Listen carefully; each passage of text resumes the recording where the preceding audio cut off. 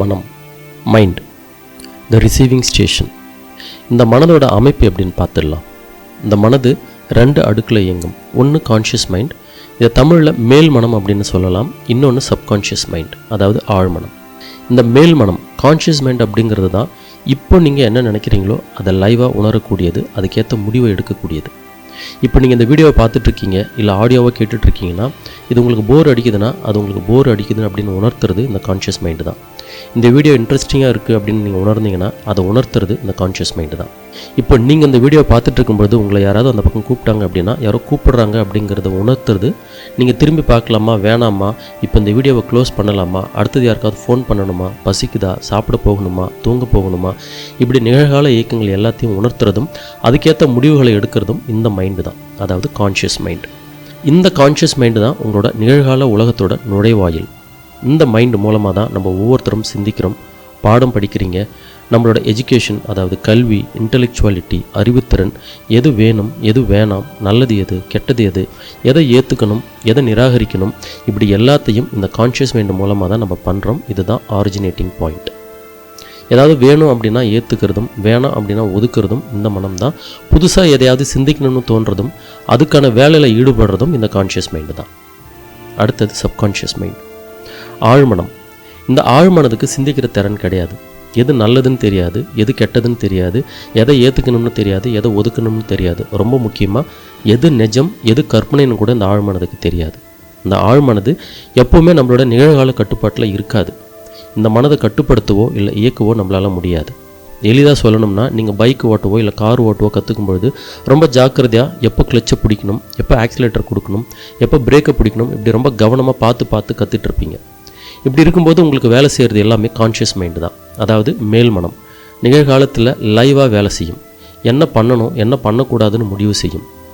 அதுவே நீங்கள் அந்த பைக்கையோ காரையோ நல்லா ஓட்ட கற்றுக்கிட்டதுக்கு அப்புறம் ஏதாவது சிந்திச்சுக்கிட்டே காரை ஓட்டியிருப்பீங்க, ஏதாவது அரட்டை அடிச்சுக்கிட்டே காரை ஓட்டியிருப்பீங்க, இல்லைனா ஃப்ரெண்ட்ஸுங்க கூட பேசிக்கிட்டே காரை ஓட்டியிருப்பீங்க. ஆனால் உங்களோட கவனம் கொஞ்சம் கூட நீங்கள் ஆக்சிலேட்டரை பிடிக்கிறதுலையோ இல்லை கியரை ஷிஃப்ட் பண்ணுறதுலையோ இருக்காது. உங்கள் பேச்சில் தான் கவனம் இருந்திருக்கும். ஆனால் எத்தனை கிலோமீட்டராக இருந்தாலும் சரியாக காரை ஓட்டிகிட்டு போயிருப்பீங்க. நீங்கள் எத்தனை தடவை கியரை மாற்றினீங்க, எத்தனை தடவை பிரேக்கை பிடிச்சிங்க அப்படின்னு உங்களுக்கே தெரியாது. காரணம், ஒரு விஷயத்தில் நீங்கள் எக்ஸ்பர்ட்டாக ஆனதுக்கப்புறம் உங்கள் அந்த பர்டிகுலர் விஷயத்தை இயக்கிறது உங்களோட ஆழ்மனம் தான்.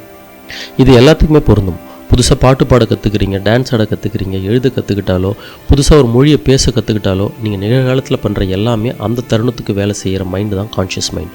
ஒரு பிஸ்னஸ் பண்ண ஆரம்பிக்கிறீங்க, புது சேலஞ்சஸை நீங்கள் ஃபேஸ் பண்ணுறீங்க, நிறைய சவால்களை சந்திக்கிறீங்க. இப்படி எதுவாக இருந்தாலும் அதை ஃபேஸ் பண்ணுறது உங்களோட கான்ஷியஸ் மைண்டு தான். அதுவே ஒரு விஷயம் உங்களுக்கு ரொம்ப பரிச்சயமாக ஆயிடுச்சுன்னா அதுக்கப்புறம் அது சம்மந்தப்பட்ட உங்களோட ஆழ்மனதில் இருந்து இயங்கும்.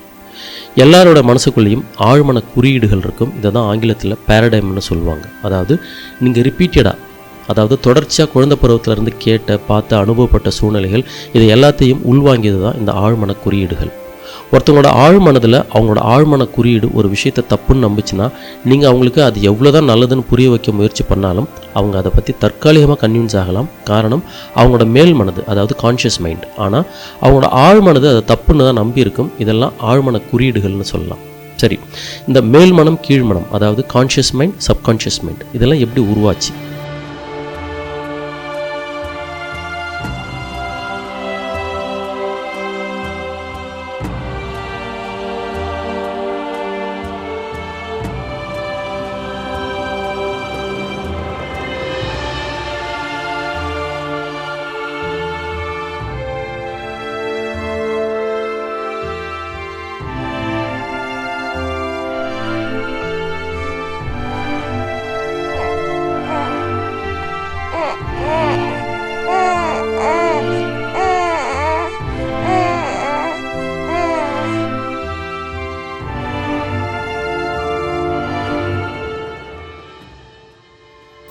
இந்த அழகான உலகத்தில் ஒரு குழந்தை பிறந்த உடனே அந்த குழந்தைய தன்னோட அரவணைப்பில் வச்சிருக்கிறது அந்த சூழ்நிலைகள் தான்.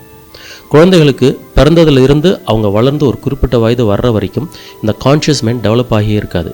எல்லாமே வெறும் சப்கான்ஷியஸ் மைண்டு தான், அதாவது ஆழ்மனம் மட்டும்தான். இந்த ஆழ்மனது எல்லாத்தையுமே உள்வாங்கிக்கும். இதுக்கு நல்லது எது கெட்டது எது, எது வேணும் எது வேணாம், எதை ஏற்றுக்கணும் எதை நிராகரிக்கலாம், இப்படி எதுவுமே தெரியாது. சப்கான்ஷியஸ் மைண்டு இதுக்கு அந்த கேப்பபிலிட்டி கிடையாது. ஆனால் மிகவும் சக்தி வாய்ந்த மனம், இந்த பிரபஞ்சத்தின் நேரடி தொடர்பில் இருக்கிற மனம் இந்த ஆழ்மனம் தான். தமிழ்நாட்டில் பிறந்த ஒரு பச்சிளம் குழந்தைய சைனாவிலேயோ இல்லை ஃப்ரான்ஸ்லேயோ விட்டு அந்த குழந்தை அங்கே வளர்ந்துச்சு அப்படின்னா ரொம்ப அழகாக சைனீஸ் பேசும், ரொம்ப அழகாக ஃப்ரெஞ்சு பேசும், கொஞ்சம் கூட சிரமப்படாமல் பேசும். காரணம் சப்கான்ஷியஸ் மைண்ட். இந்த ஆழ் மனதுக்குள்ளே எல்லாமே ரொம்ப சுலபமாக படிஞ்சிடும். சொல்லப்போனால் அந்த குழந்தை தமிழ்நாட்டிலே இருந்தாலும் ஒரு குழந்தைக்கு நம்ம உட்காந்து தினம் தமிழ் பேச சொல்லி கொடுக்கறது கிடையாது. ஆனால் ஒரு 3 வயசுலேயே பெரியவங்களுக்கு தெரிகிற எல்லா வார்த்தைகளும் அந்த குழந்தைக்கும் தெரியும். பெரியவங்க கூட சமமாக உரையாடுறதுக்கான பெரும்பாலான மொழி பக்குவம் வந்துட்டுருக்கும்.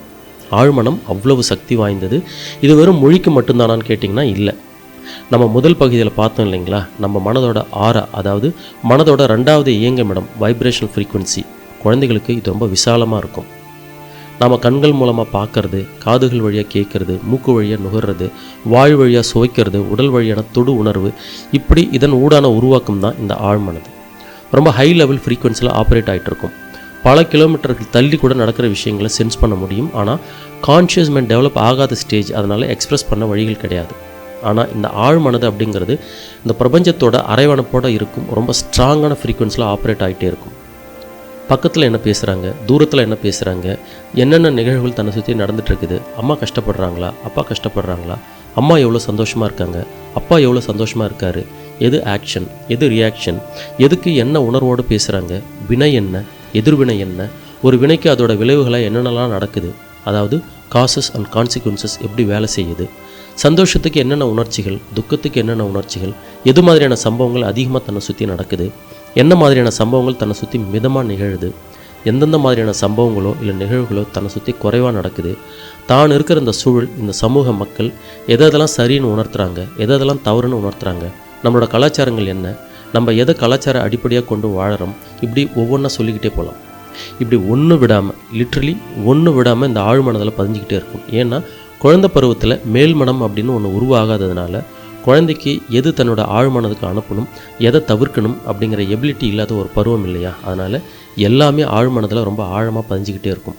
மொத்தத்தில் இந்த ஆழ்மனம், சப்கான்ஷியஸ் மைண்ட், வெறும் வாய்மொழியை மட்டும் உள்வாங்காது. நம்ம பேசுகிறத விடவும் அதிகமான உணர்வுகள் கொண்ட உயிர்கள். நம்ம உணர்வுகள் நிறைய பதிய ஆரம்பித்து அடுக்கடுக்கான உணர்ச்சிகள், அதோட சீக்வன்ஸ், அதாவது வரிசை முறை, எப்படி ஒரு மனிதனோட வாழ்க்கைக்கு தேவையான அத்தனை உணர்ச்சிகளும் அதோட வரிசை முறைகளும் ஒன்றோட ஒன்று பிணைஞ்சு இருக்குது. இப்படி இந்த ஆழ்மனதில் ஒவ்வொரு நிமிஷமும், ஒவ்வொரு வினாடியும், ஒவ்வொரு கணமும் பதிஞ்சிக்கிட்டே இருக்கும். இதைத்தான் ஆழ்மன படிமங்கள், அதாவது ஆழ்மன குறியீடுகள்னு சொல்கிறோம். ஆங்கிலத்தில் இதை பேரடைம்னு சொல்லுவாங்க. இதை செய்யணும்னா அதுக்கு இதுதான் வழி, இதை இப்படி பண்ணால் அது அப்படி தான் முடியும், இது இப்படி நடந்தால் அடுத்தது அதுதான் நடக்கும், இதுக்கப்புறம் அந்த மாதிரி விஷயங்கள் தான் தொடரும், நான் இப்படி தான், என்னோடய பர்சனாலிட்டி இதுதான்னு பல விஷயங்களில் இந்த ஆழ்மன குறியீடுகள் உங்களுக்கு வழிகாட்டியாக இருக்கும். இந்த ஆழ்மன குறியீடோட ஒரு பெரும் பகுதி தான் சுயபிம்பம்னு சொல்லக்கூடிய செல்ஃப் இமேஜ். இந்த செல்ஃப் இமேஜ் ஒவ்வொருத்தரோட ஆழ்மனதிலையும் ஒரு பெரும் பகுதியாக, உங்களுக்கு உடல் ரீதியாக எவ்வளோ வயசானாலும் சரி, உங்களுக்குள்ளே இருக்கிற இந்த ஆழ்மன குழந்தை உங்களுடைய செல்ஃப் இமேஜாக உங்களுக்குள்ளே ரொம்ப பலமாக, ரொம்ப ஸ்ட்ராங்காக எப்பொழுதும் இயங்கிக்கிட்டே இருக்கும். ஒவ்வொருத்தரோட பர்சனாலிட்டின்னு சொல்லக்கூடிய ஆளுமையை நிர்ணயிக்கக்கூடியது இந்த செல்ஃப் இமேஜ் தான். சுருக்கமாக சொல்லணும்னா இது உங்கள் ஒவ்வொருத்தருக்குள்ளேயும், நம்ம ஒவ்வொருத்தருக்குள்ளேயும் எப்போவுமே வாழ்ந்துட்டுருக்கிற ஒரு குழந்தை மனம். இந்த குழந்தை மனம் அப்படிங்கிறது நம்மளோட குழந்தை பருவத்திலிருந்து உருவான ஒரு வலிமையான செல்ஃப் இமேஜ். இதுக்கு இப்போது உங்களோட இந்த பருவத்தில், உங்கள் வாழ்க்கையோட இந்த தருணத்தில் நீங்கள் என்னத்தை எதிர்பார்த்துருக்கீங்க, உங்களுக்கு இப்போது என்ன மாற்றத்தை விரும்புகிறீங்க அப்படிங்கிறத பற்றிலாம் எந்த புரிதலும் இல்லாத ஒரு பச்சிளம் குழந்தையாகவே உங்களுக்குள்ளே குடியிருக்கிற இந்த செல்ஃப் இமேஜ் மாறாத வரைக்கும் உங்களுக்கு வெளியில் எந்த மாற்றமுமே வராது.